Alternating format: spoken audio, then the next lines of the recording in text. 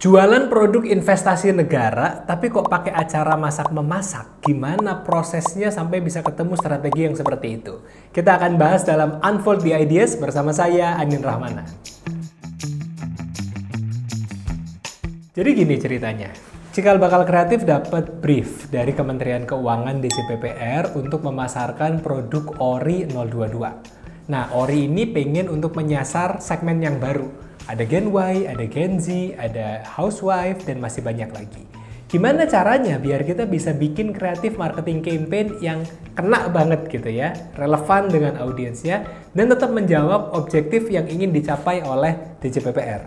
Mari kita bahas dan mari kita unfold. Jadi kita punya 3 bagian. Yang pertama adalah menentukan dulu bisnis objektif dan target audiensnya. Yang kedua, kita akan menentukan key message, key visual, dan channelnya. Dan yang ketiga, kita akan menentukan timeline dan juga resource-nya.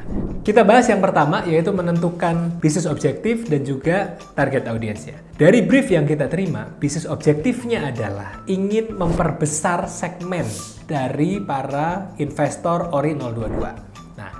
Kita lihat nih, dari Gen Z, Gen Y, Gen X, dan housewife, segmen mana yang paling potensial untuk bisa kita sasar? Ternyata, housewife ini menarik nih. Kenapa kita pilih housewife? Karena dari sekian banyak keluarga di Indonesia, dari satu keluarga ini, pengambilan keputusannya paling didengar itu adalah bukan ayahnya, bukan anaknya, tapi ibunya. Nah, kalau ibu-ibu ini bisa kita dekati untuk akhirnya bisa menginvestasikan uangnya di ORI 022, maka ini akan menjadi potensial market yang sangat bagus untuk di penerbitan saat ini dan untuk di penerbitan-penerbitan selanjutnya. Dari situ, akhirnya kita tentukan nih, housewife ini sukanya apa? Apa yang mereka pikirkan? Apa aspirasi mereka? Mereka pingin uang mereka ini bisa berkembang dan bisa kembali ke keluarga secara utuh. Artinya berarti bukan investasi bodong.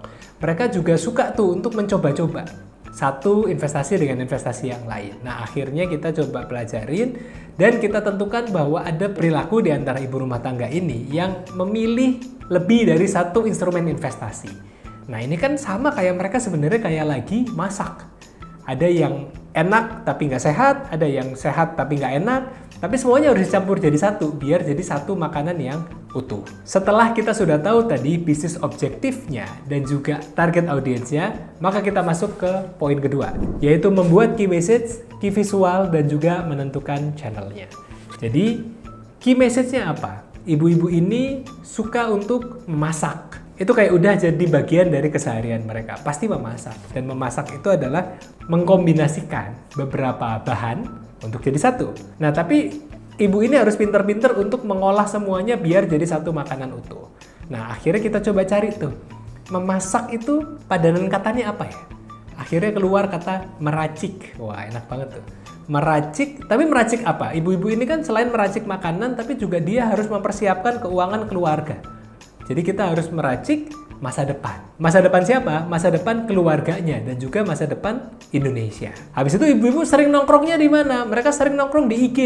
Mereka follow Chef Martin Praja. Habis itu mereka juga nonton di YouTube ya, video-video kalau mereka lagi masak. Nah, kita masuk juga tuh di situ. Kita masuk ke IG, kita undang Chef Martin Praja sebagai influencer kita. Kita juga collab untuk bikin kompetisi. Kita bahkan undang Chef Martin Prajanya untuk jadi juri di launchingnya ORI 022. Dan di YouTube kita juga punya ads yang temanya memasak dengan chef beneran.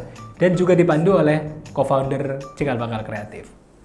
Sekarang kenapa kita membuat aktivitas memasak secara offline? Jadi memang ada activity launching ya, setiap kali kita merilis produk baru, dalam hal ini ORI 022. Situasinya pandemi sudah mulai mau selesai, jadi kita harus bikin sesuatu di mana ibu-ibu itu suka banget kumpul rame-rame dengan ibu-ibu yang lain dan memasak bareng.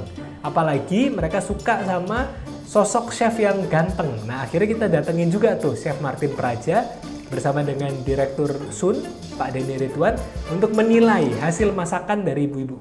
Nah, jadi kita udah tahu nih key message-nya, key visualnya, yang memang ada gambar Mbak memasak, dan channelnya ada di Instagram, dan ada di YouTube, juga ada beberapa aktivasi offline. Itu dia yang kedua, dan yang ketiga, kita akan bahas tentang timeline dan resource-nya. Kita susun timelinenya dari pre-launching, launching, sampai nanti ke post-launching. Di pre-launching kita punya YouTube Ads sebagai teaser menuju ke Ori 022 pilihan berharga untuk meracik masa depan. Di launchingnya, kita meracik beneran dalam bentuk lomba memasak yang kita datengin Chef Martin Praja sebagai influencer untuk bisa menjadi juri di acara tersebut. Baru setelah itu post-launchingnya, dari aktivitas on the spot, kita ajak audiens untuk share reels mereka lagi masak di rumah, tentu saja dengan konsep makanan sehat untuk dikirim dengan narasi seperti Ori 022 pilihan berharga untuk meracik masa depan. Dan dari situ akan muncul perbudgetan dan akan muncul orang-orang yang harus di-assign itu siapa saja.